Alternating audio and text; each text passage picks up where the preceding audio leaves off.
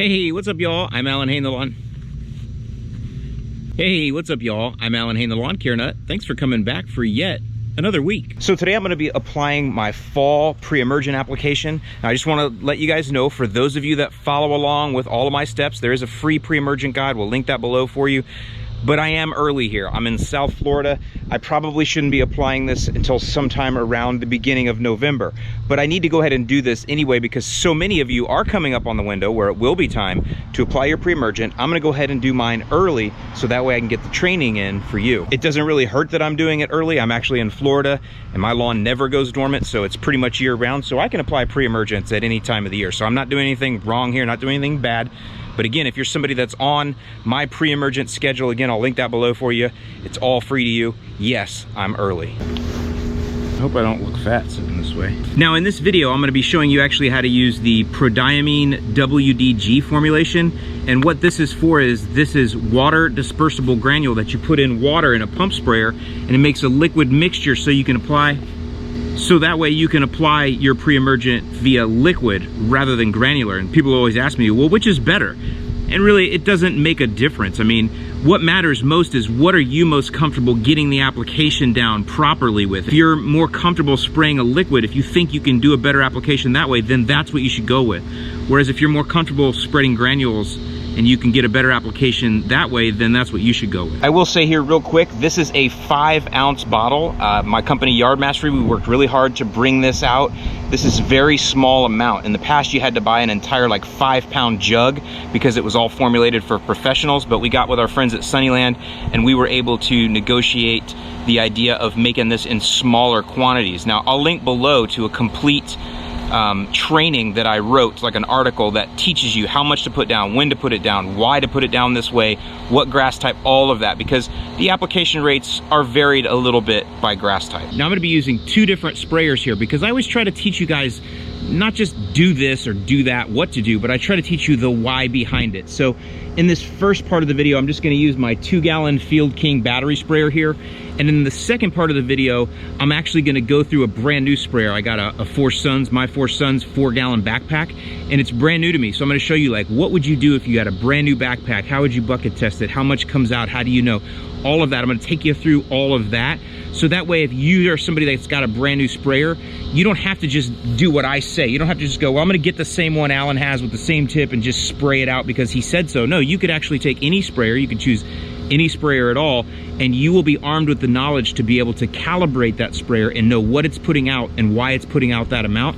And then you can do an application like this with any sprayer, not just following, well, do this because Alan said so, if that makes sense. Now, I do realize, however, there's some of you that don't want to go to all that trouble. You really do want to just, you know, have the set and forget. So I'll link below this sprayer with this tip that I use, and you can pick those up, and then you could just do a set and forget application if that's what you want to do. All right, now I'm going to assume that all of you have a property map and that you've measured your lawn. If you haven't done that, that's the first thing you need to do. You really can't apply any products until you know how big your lawn is. So I've broken mine down into sections. I'm going to do section 1 here first, and section 1 is 1,000 square feet. Now, what I know, because I have St. Augustine grass here, is that 13 grams will cover 1,000 square feet, and that's actually going to give me about 5 to 6 months of total coverage. If you want to know where I'm getting that from, I'll link below. We got this article right here on our website, and it'll tell you all of the application rates by grass type. So that's what I'm using. So 13 grams. And by the way, you could use ounces, but I prefer to use grams because it's a little bit more accurate of a measurement. All right, y'all, I want to stop right here and just give you a little bit of context. The first thing is, somebody once accused me of being sponsored by Prodiamine. Prodiamine is an active ingredient, and that active ingredient works as a pre-emergent herbicide. And what pre-emergent herbicides do is they stop weeds from actually showing up in your lawn. They interrupt cell division in young plants. Now, you guys mostly know that we apply pre-emergents in the springtime to stop crabgrass. That's the biggest one you know about. But in the fall, we can also use them to stop all kinds of other weeds like Poa annua, chickweed, henbit, and a bunch more. I'll list them here on the screen below. Now, the thing about that is there's a little bit different application rate if you have Kentucky bluegrass or perennial rye versus if you have turf type tall fescue or one of the warm season turf grasses, Bermuda zoysia, St. Augustine centipede, or Bahia grass. I have warm season turf, so I am mixing at that rate. But again, I have a full written article that you can check out below that'll tell you exactly what to do for your lawn at the different time of the year. Now in this video, you're gonna see me using the fall rate for the warm season grasses, and that's because I have St. Augustine grass that I'm putting on here, and that is actually a much greater rate or a heavier rate than what you guys would use if you have Kentucky bluegrass or rye. The main reason for that is that with warm season turf, our ground doesn't freeze, so we need a lot longer protection all the way basically through the winter, whereas you guys up north, your ground freezes, and at that point, there is no more threat for germination of fall weeds. The last thing I want to say here, and then we'll get back to the video and the training, is if you are seeding this fall, if you're putting down grass seed, this is not for you. This application will stop your good grass seed from germinating. So if you're seeding, it's not for you, but for the majority of you that are not seeding, that's pretty much all of you with warm season turf, and a good majority of you are not gonna seed that have cool season turf too. This is a great strategy for you to employ, and that way you can reduce or severely reduce the amount of weeds that you see in your lawn next spring. That's another thing, you're gonna need to weigh this out because this is a professional formulation here. So let me tear this off here. All right, and we're already set to grams. You can see that there.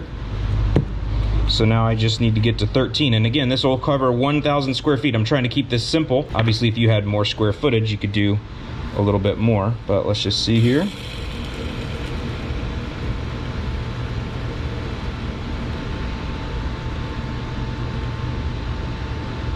There we go, 13 grams. So that amount right there is enough to cover 1,000 square feet, but obviously we have to mix it in water in order to get it to spray out. Okay, so here's my 1,000 square foot area. It's looking a little pale. I'm in a fert ban, and frankly, I haven't been over here to this side of the house to put any iron down in a while, but anyway, it's not too bad. But that's a 1,000 square foot area. Now I have a 2-gallon sprayer here. Just to make things easy, and I always try to talk in this language to keep things consistent, 1 gallon of spray mix should cover 1,000 square feet. It just keeps it easy. There are ways to flex that, and my more advanced lawn care nuts will understand what I mean by that.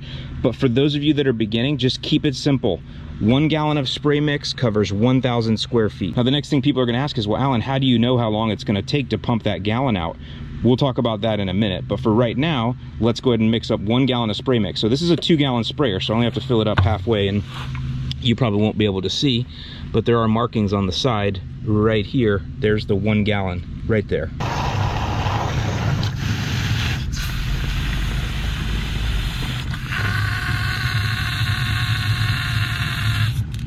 So the proper way to mix this is you fill it up halfway with water. So I put about a half a gallon of water in there. Then you put in your concentrate.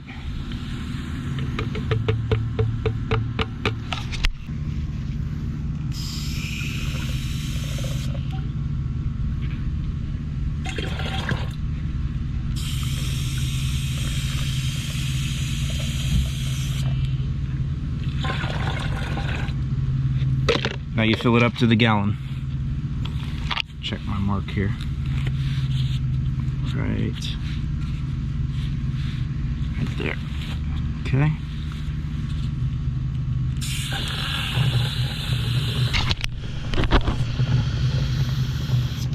All right, there we go.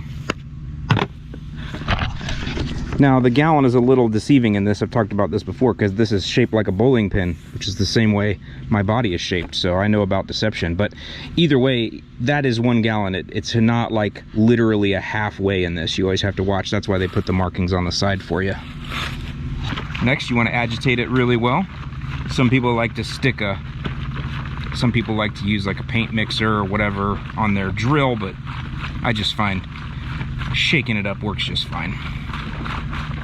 A little good agitation over by there.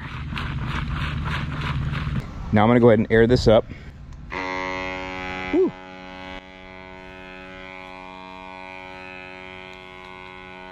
Give you a quick little pro tip here. Whatever I sprayed out of that last time is still in the hose there. It's not the actual spray mix. So what you want to do before you actually spray is spray it, in this case it's a yellow mix, spray in your cup until yellow and then empty it back in there. That way you know you have your proper mix in that hose, so when you start you've got the proper amount going out from the very beginning. So let's do that first.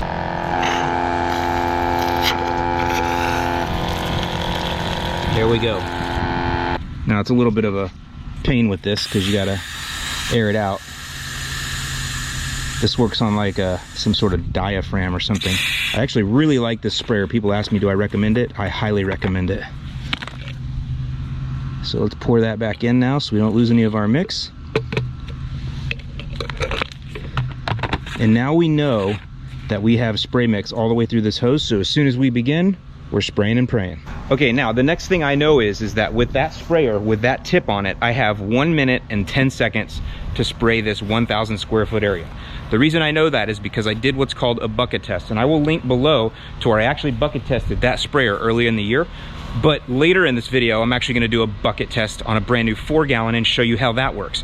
And that's the part that I want those of you that want to understand the why behind things, that wanna really get a little bit more advanced. I want you to watch that part, because bucket testing will open up so many possibilities for you, so many options to understand how to spray different products, chemicals, ides, whatever you want to spray.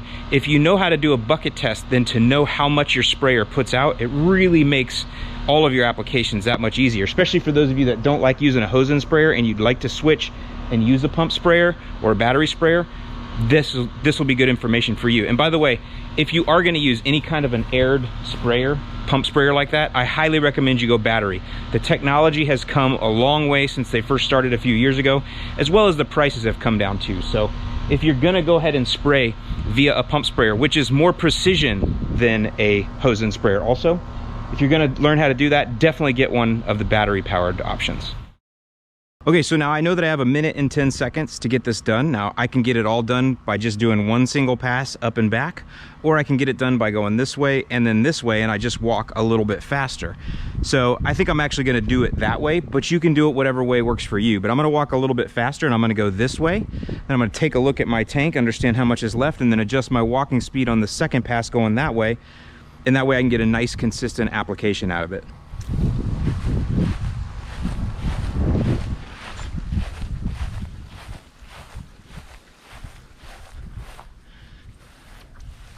My overlap on this is tip to tip, knee level on the height. The height of the tip should be right about knee level, which is going to be different for all of you, but that's just a good way to keep it consistent.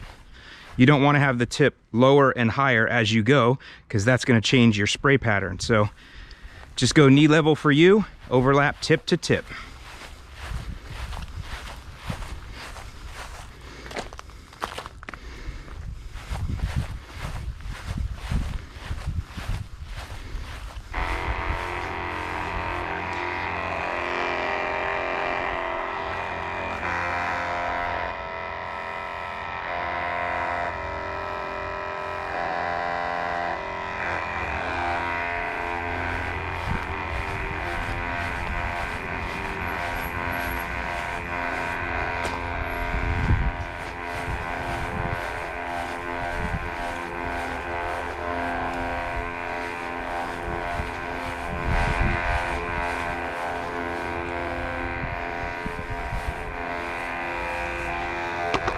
Okay, so you can see I did one complete pass, and I got, it's hard to tell because of that whatever that is on the bottom there, but there's about a 1/4 gallon left here. So in order for me to get this done on my second pass and get it even, because the idea is to get the spray mix out evenly across the area, I'm just gonna have to speed up my walking a little bit, and it's pretty easy for me to just determine that by using logic and trusting my gut. So here we go.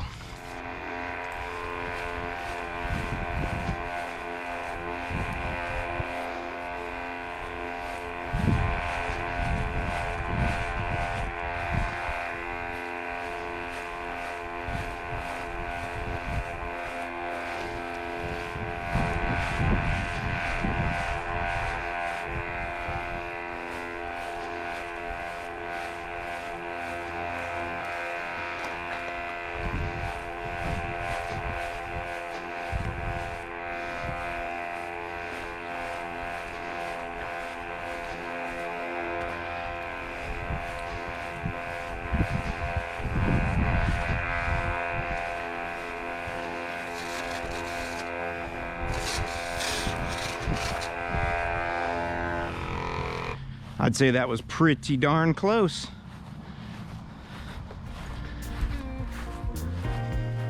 All right, y'all, so that concludes part one. Now, just a couple things. I realize that a bunch of you might have questions, and listen, I've been doing this online for a really long time, and I've probably already answered those either in blog posts or my podcast, so check the description below where I'll put a bunch of different resources that will probably answer most of your questions. Now, one thing people are gonna ask is, do I have to apply this with a pump sprayer? Can I use a hose end sprayer? And the answer is no. When you start getting to these professional formulations of products, especially when you get to the ides, those are pesticides like fungicides for fungus or insecticides for insects, or in this case, a herbicide which kills plants. Those are not formulated to be sprayed from a hose end sprayer because it's not precision enough. So you need to make sure that when you're using these professional products that you respect the industry and you respect the professionals that use these, and you use the proper equipment. And for us as DIYers, we don't have truck mounted equipment, but we do have pump sprayers, and pump sprayers are precision enough, and you will find pump sprayer instructions on the label of most of these products. So just keep that in mind. No matter what you see out there on YouTube, when it gets to professional products, you should not be using a hose and sprayer. That is the wrong thing to do. Now, in part two, what I've got coming up there for you is I've got a brand new pump sprayer that I've never used before, and I'm gonna show you how to take that out of the box and understand how fast it sprays, how much comes out, and that way then you could make another application, and I do, with this product, but using a brand new sprayer from the ground up. And then in part three, which I think I've decided now I'm gonna make a part three, and then in part three, I've decided I'll make a part three, I'm actually gonna take you through some more tips. Because what you can do is after you get a sprayer, especially like this 4-gallon one that I have, you can actually add different tips which then allow you to get bigger square footage done with a smaller amount of mix. You can get things done faster. There's a lot of flexibility then when you really start, again, learning that why behind what you're doing. You can start flexing your tips and you can really get a lot of square footage down with a lot lower amount of spray mix. So we'll do that in part three for those of you that want the advanced tips. With that, I'm Alan Hain, the Lawn Care Nut. Thanks so much for watching. Stay tuned for part two, and I'll see you in the lawn.